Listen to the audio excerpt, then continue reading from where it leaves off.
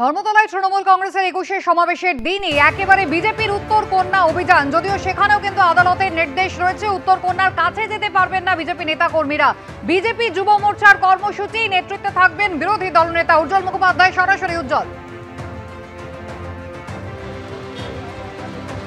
একদম দেখো, আমরা যেখানে দাঁড়িয়ে রয়েছে এই তিনপাত্তি মোড়, এখান থেকেই কিন্তু মিছিল শুরু হবে এবং ভগবান শাহ যেটা দেখাচ্ছে, এখান থেকে মিছিল প্রায় ৩ কিলোমিটার দূরে সেখানে মঞ্চ বাঁধা হয়েছে, সেই মঞ্চ পর্যন্ত মিছিল যাবে এবং যখন মিছিল এগোবে বাদিকে পড়বে উত্তরকন্যা এবং এখনো পর্যন্ত প্রশাসনের তরফে কোথাও কোনো ব্যারিকেড তৈরি করা হয়নি।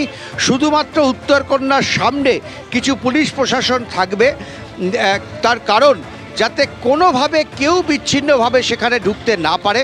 তবে বিজেপির পক্ষ থেকে যেটা পরিকল্পনা এবং হাইকোর্টের রায় মেনে তারা কিন্তু শুধু মিছিল করেই যাবেন।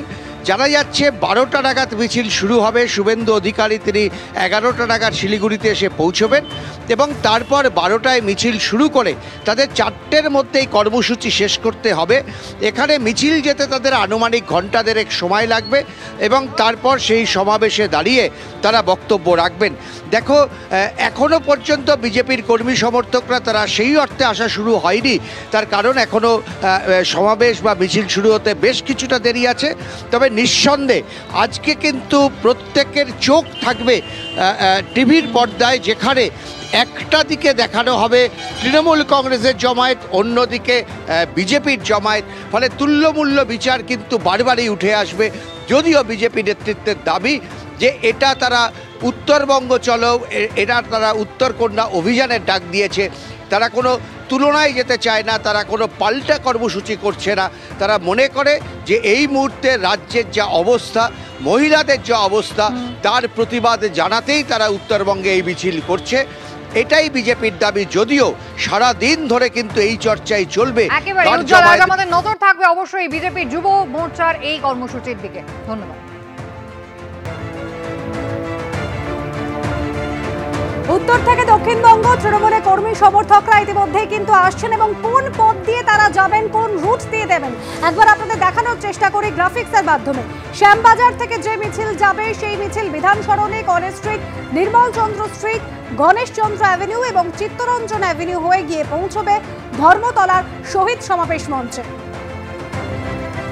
এরপর হেদুয়া পার্ক থেকে একটি মিছিল আসবে, সেই মিছিলের গন্তব্যস্থল ধর্মতলা, যাবে হচ্ছে Bidhan Sarani, College Street, Nirmal Chandra Street, SN Banerjee road, Jawaharlal Nehru road হয়ে পৌঁছবে ধর্মতলা। এছাড়াও আরেকটি মিছিল আসবে দক্ষিণ থেকে, হাজরা পার্ক থেকে মিছিল আসবে, সেই মিছিল শ্যামাপ্রসাদ মুখার্জি রোড, আশুতোষ মুখার্জি রোড এবং জওহরলাল নেহরু রোড হয়ে ধর্মতলায় পৌঁছবে।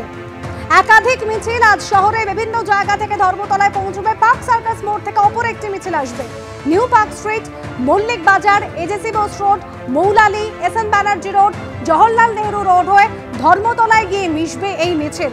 হাওড়া স্টেশন থেকে, কিছুর আগে শিয়ালদা স্টেশনের ছবি দেখিয়েছি, হাওড়া স্টেশন থেকে একটি মিছিল আসবে Brabourne Road, Indian Exchange Place, Poddar Court, Chittaranjan Avenue হয়ে ধর্মতলায় পৌঁছবে সেই মিছিল।